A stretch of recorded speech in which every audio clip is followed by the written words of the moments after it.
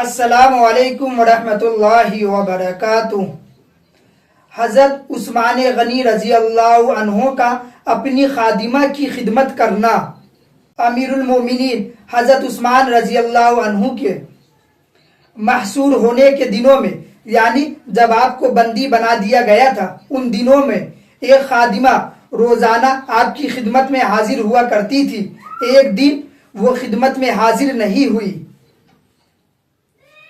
تو امیر المومنین نے پوچھا فلاں خادمہ کہاں ہے؟ تو کسی نے جواب میں کہا اس خادمہ کے یہاں لڑکا ہوا ہے۔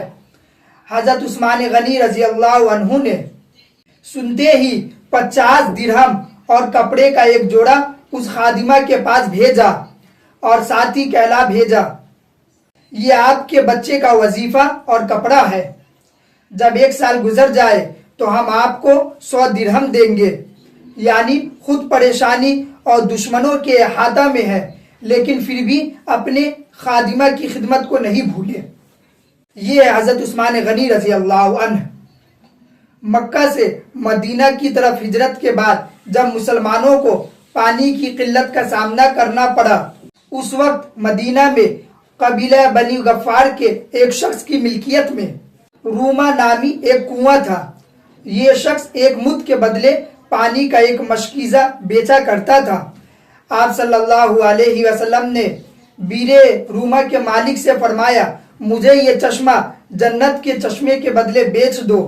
کنویں کے مالک نے حضور صلی اللہ علیہ وسلم کی اس پیشکش کو قبول کرنے سے معذرت کی، اور جب اس بات کی اطلاع سیدنا عثمان غنی رضی اللہ عنہ کو معلوم ہوئی تو آپ نے اس کنویں کو 35,000 درہم کے بدلے خرید لیا اور بارگاہ رسالت میں حاضر ہو کر کہا، یا رسول اللہ، اگر میں وہ کنواں خریدوں تو کیا آپ میرے ساتھ بھی وہی معاملہ فرمائیں گے؟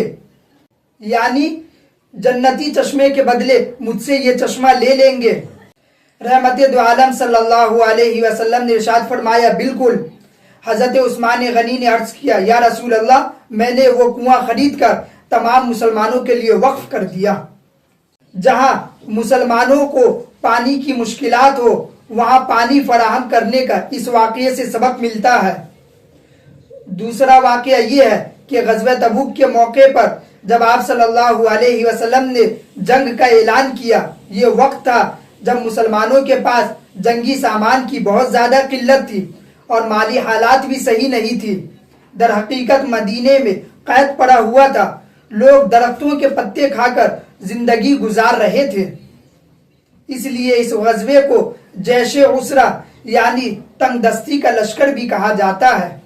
اس اہم موقع پر حضرت عثمان غنی رضی اللہ عنہ نے غزوہ تبوک کی تیاری کے لیے 3 بار رسول اللہ صلی اللہ علیہ وسلم کی ترغیب پر 100 اونٹ مع ساز و سامان کے، پھر 200 اونٹ پالان اور سامان کے ساتھ، پھر 300 اونٹ نبی کریم صلی اللہ علیہ وسلم کی بارگاہ میں پیش کیا۔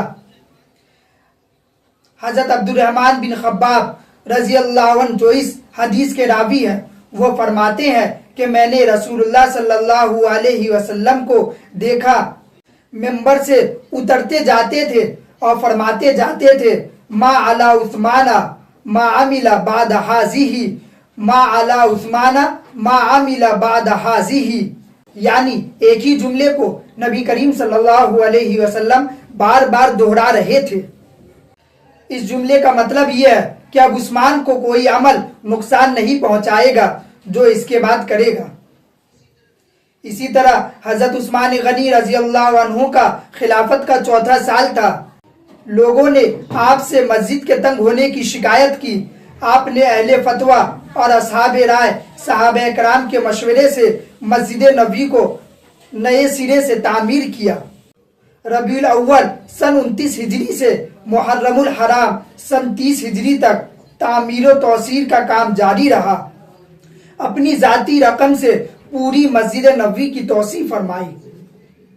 صحابہ کرام رضوان اللہ تعالی علیہ مجمعین عبادت کے ساتھ ساتھ رفاہی خدمات میں بھی حصہ لیا کرتے تھے، محتاجوں کی ضرورت کو پورا کیا کرتے تھے۔ اللہ تعالیٰ سے دعا ہمیں بھی صحابہ کرام کے طریقے پر چلنے کی توفیق عطا فرمائے اور ہمیں بھی رفاہی کام کرنے کی توفیق عطا فرمائے اور لوگوں کی خدمت کرنے کی توفیق عطا فرمائے. آمین. وآخر دعوانا ان الحمد للہ رب العالمین.